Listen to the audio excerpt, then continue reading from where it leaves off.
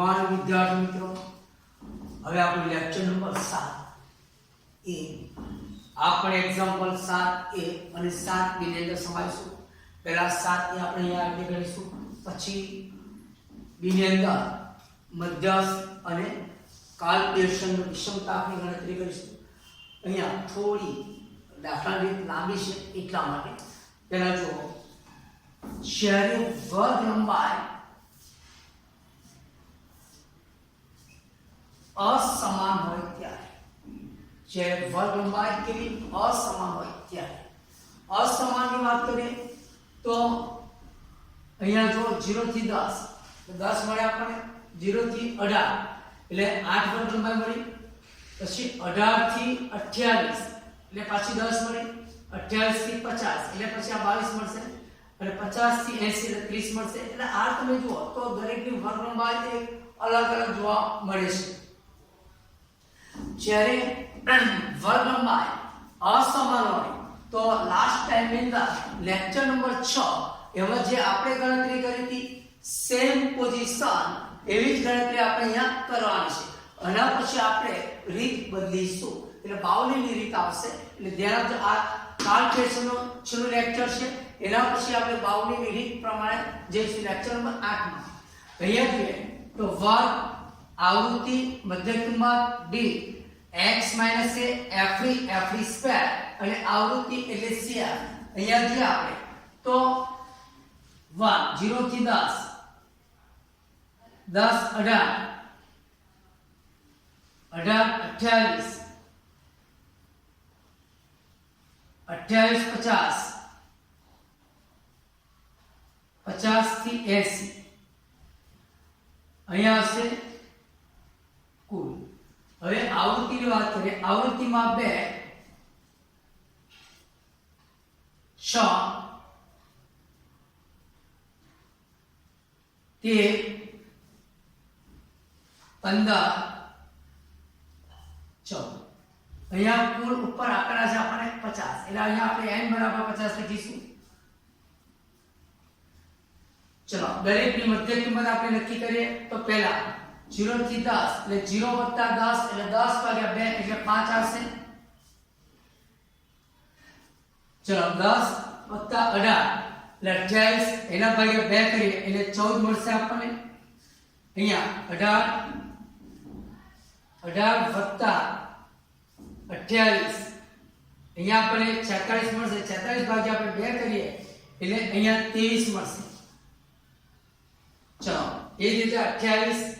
+ 50 એટલે મળશે આપણને 78, એના ભાગ્યા આપણે 2 કરીએ એટલે જવાબની અંદર 39 આવશે. ચલો હવે ત્યાર પછી 50 + 80 એટલે 130, એના ભાગ્યા આપણે 2 કરીશું એટલે 65 મળશે. એટલે દરેકની આપણે શું શોધી મધ્ય કિંમત. મધ્ય કિંમત અહીંયા માની લો કે આપણે a અહીંયા ધારી દઈએ, a બરાબર ચલો મેં 23 ધાર્યા,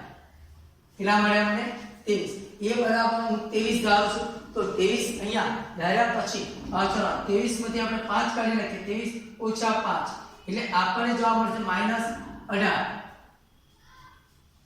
ચલો અહીંયા -18 મળ્યા, એના પછી આપણે જોઈએ તો 23 માંથી 14 કાઢી નાખીએ એટલે આપણને 9 મળશે. કેવા માઈનસ 23 માંથી 23 જાય 0, 39 માંથી 23 કાઢીએ એટલે આપણને જવાબ મળશે 16, અને 65 માંથી 23 કાઢીશું એટલે આપણને જવાબ મળશે 42. ચલો આ સુધી આપણે મધ્ય કિંમત. મધ્ય કિંમત તમે શોધ્યા પછી હવે આપણે શોધવાનું શું તો f અને d. આ f અને d નો ગુણાકાર તો 18 * 36 એટલે -36 આપણને મળશે. -36 18 * 36 -36 9 × 54 એટલે -54. 13 × 0 એટલે 0. 16 × 15 કરીએ એટલે 240 પ્લસ. એ જ રીતે ચલો 14 ગુણ્યા 42 588 તો 588 વત્તા 240 એટલે પ્લસનો સરવાળો 828 માઈનસ ચલો અહીંયા 36 વત્તા 54 એટલે આપણે 90 મળશે બાદબાકી કરીએ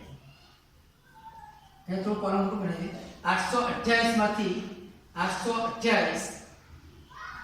માઈનસ આપણે 90 બાદ કરીએ એટલે આપણે જવાબ 738 મળશે તો જવાબ આપણે 738 એટલે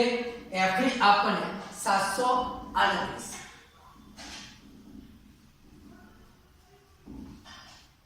ઓકે ચલો એફડી 738 મળ્યો એના પછી આપણે જોઈએ તો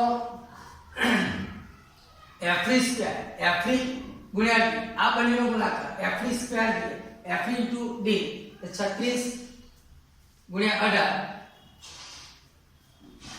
648 54 ગુણ્યા 9 મને મળશે 486 અહીંયા 0 240 ગુણ્યા 16 એટલે આપણે જવાબ મળ્યો 3840 588 ગુણ્યા 42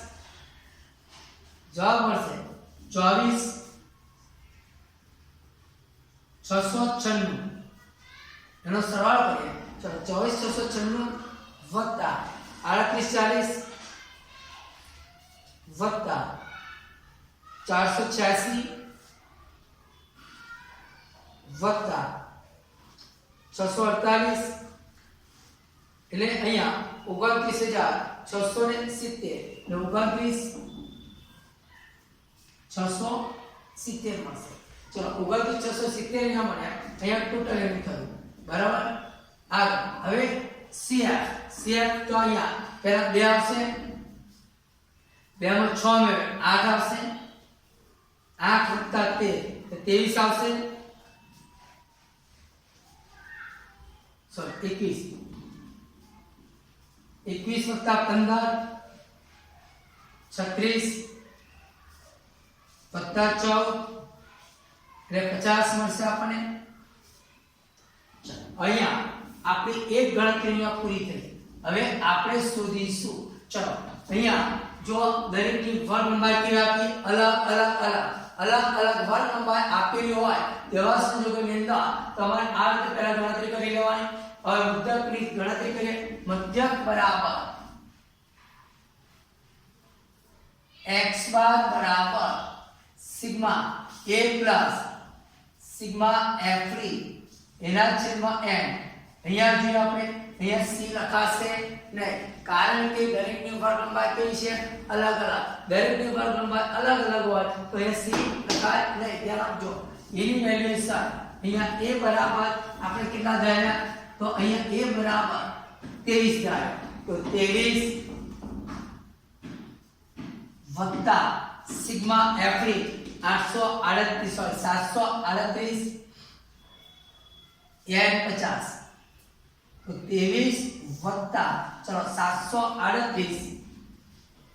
738 ભાગ્યા એને 50 કરી દઈએ એટલે આપણને જવાબ 14.76 મળશે તો વત્તા 23 કરીએ એટલે અહીંયા 37.76 તો અહીંયા મિત્ર આપણે જોયું અહીંયા તમે જોતા હશો તો મધ્યકની ગણતરી આપણે કરી હવે એના પછી આપણો લેક્ચર નંબર 7B માં બરાબર એને આપણે મધ્યસ્થ અને કાલ્પનિર્દેશન નો વિષમતાની ગણતરી કરીશું જરા વ્યવસ્થિત રીતે જોઈ લો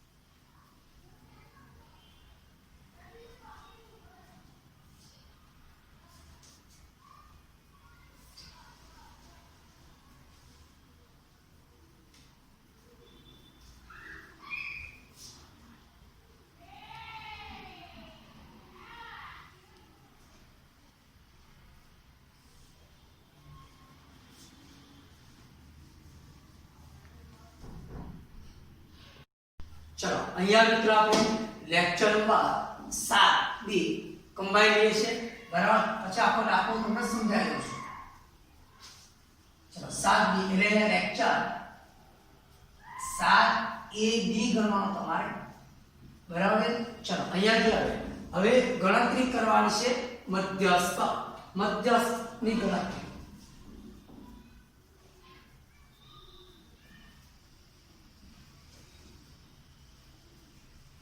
ચલો m બરાબર n/2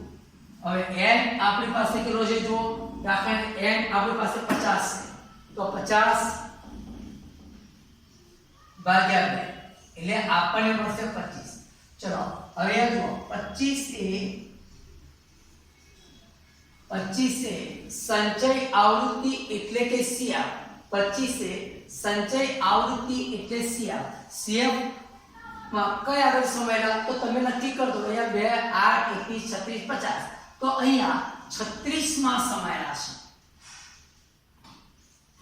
કયા આગળ સમય 36 એ CF 36 માં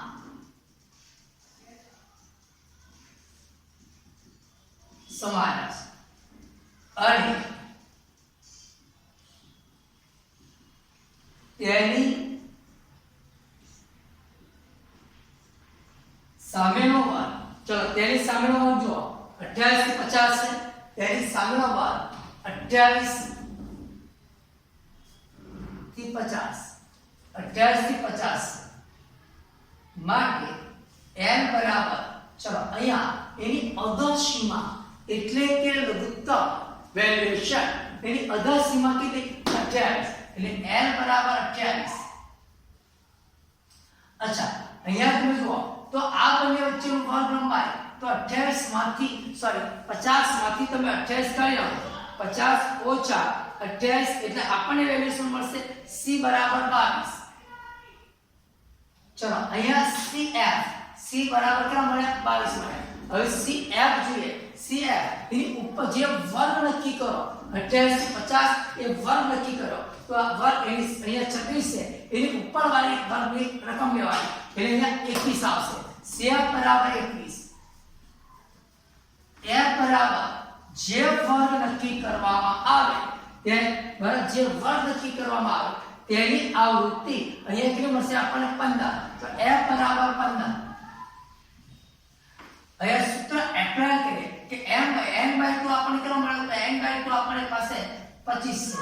બરાબર અહીંયા દરેકની વેલ્યુએશન મેં લખી કાઢી હવે લખ્યા પછી આપણે ગણતરી કરવાની છે કે m બરાબર l plus n/2 minus cf sigma f into c m બરાબર ચલો l અહીંયા 28 વત્તા n/2 25 cf 21 f 15 અને c 22 50 માંથી 28 કાઢો એટલે વર્ગમૂળ કેટલી મળી 22 મળી હવે અહીંયા આપણે લખી દીધું બરાબર હવે તમે ગણતરી કરીએ તો m બરાબર 28 વત્તા ચલો 25 માંથી તમે 21 કાઢી નાખો 25 માંથી તમે 21 કાઢો એટલે સીધા તમને મળશે 4 એના છેદમાં 15 ગુણ્યા 22 m બરાબર 28 વત્તા ચલો 22 88 એના છેદમાં 15 m બરાબર 28 વત્તા ચલો 88 ભાગ્યા 15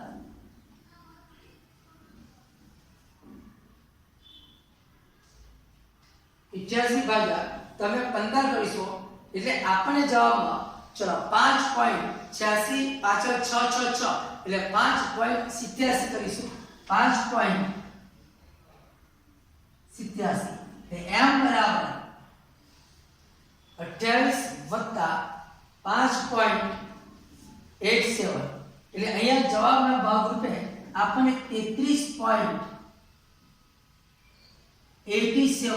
ચલો 33.87 મળે કેટલા મળે છે આપણે 33.87 અચ્છા હવે એના પછી આપણે ગણતરી કરીશું ચલો કાર્લ પિયર્સન નો વિષમતાંક શોધવો છે કાર્લ પિયર્સન નો વિષમતાંક શોધવો હોય તો તમારે પ્રમાણિત વિચલનની પહેલા જરૂર પડશે તો પ્રમાણિત વિચલન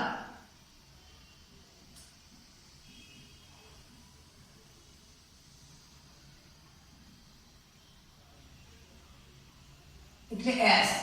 તો s બરાબર વર્ગમૂળમાં સિગ્મા f3 સ્ક્વેર એના છેદમાં n માઈનસ સિગ્મા f3 એના છેદમાં n નો હોલ સ્ક્વેર સોલ્યુશન નો હોલ સ્ક્વેર अच्छा s बराबर वर्गमूल चलो सिग्मा f3 स्क्वायर 29670 तो 29670 n n ની વેલ્યુએશન આપણે કેટલી મળી 50 તો અહીંયા આપણે લખીશું 50 માઈનસ सिग्मा f3 આપણી પાસે 738 એના છેદમાં 50 એનો હોલ સ્ક્વેર આપણે કરી દઈએ તો અહીંયા s બરાબર ચલો 29670 એના ભાગ્યા 50 કરીએ એટલે અહીંયા 59.34 माइनस 738 भाग्या હું 50 કરીશ એટલે મને મળશે 14.76 એનો હોલ સ્ક્વેર s બરાબર 59.34 ઓછા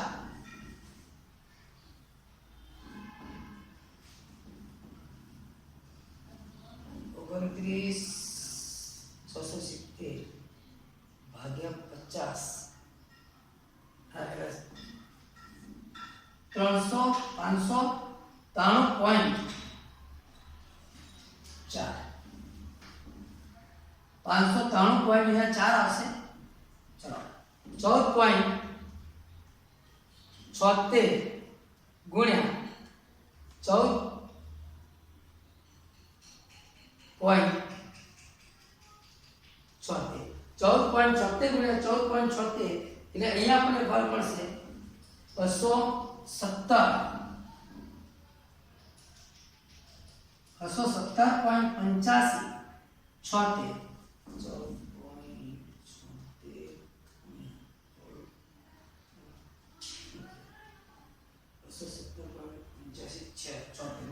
चलो x बराबर वर्गमूलમાં હવે બાદબાકી જરા કરી નાખીએ 593.4 માઈનસ 217.85 76 એટલે મળશે આપણે 375.54 s બરાબર ચલો એનું વર્ગમૂળ કાઢીએ આપણે તો વર્ગમૂળની અંદર ગોઠવી દઈએ વર્ગમૂળ 375.54 બરાબર અહીંયા મળશે આપણે 19.37 પાછળ 8 છે એટલે s બરાબર 19. અહીંયા મળશે આપણને 38 એટલે s ની વેલ્યુ 19.38 મળી બરાબર હવે આગળ જોઈએ એના પછી આપણે ગણતરી કરીએ કાર્લ પિયર્સન નો વિષમતાંક ચલો કાર્લ પિયર્સન નો વિષમતાંક બરાબર